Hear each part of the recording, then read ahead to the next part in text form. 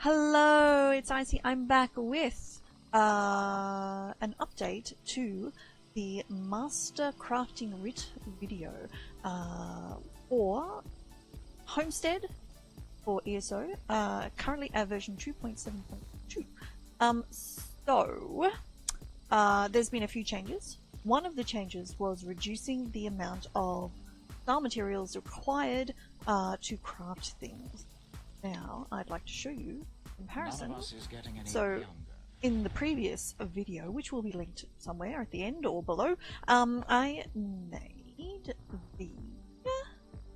Where are we? I made the Orcish Tapestry of Crows.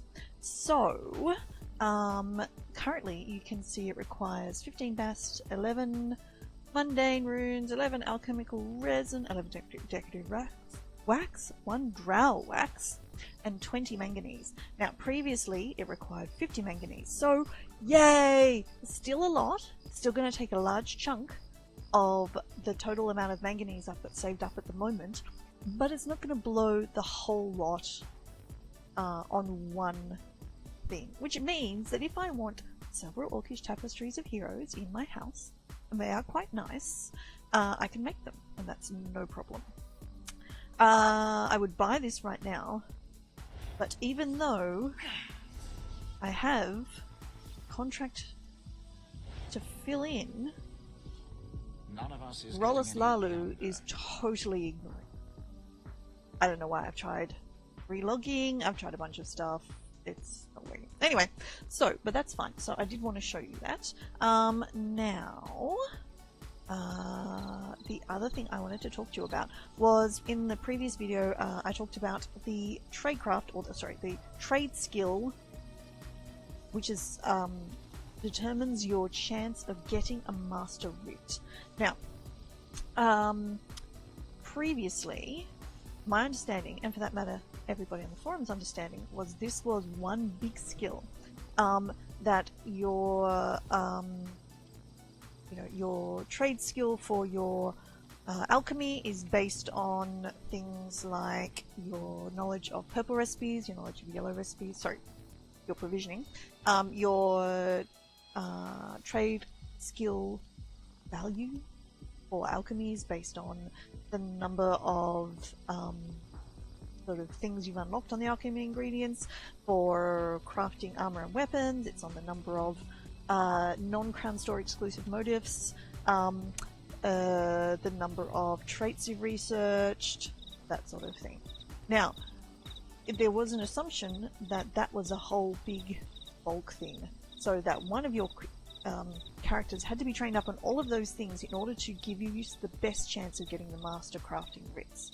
Now, I've gotten a clarification on my little post on the ESO public test server forums, which I'll link below, from Belshazzar, who is one of the devs who clarified the trade skill value originally, and he or she, they have said specifically that no, it actually gives you a chance individually for each skill. So for example, if I have a character who is a master provisioner but knows nothing about any of the other crafting skills, they will still, when they do their master craft, they do their provisioning writs and drop them in, they will still have the best chance of getting a provisioning master writ.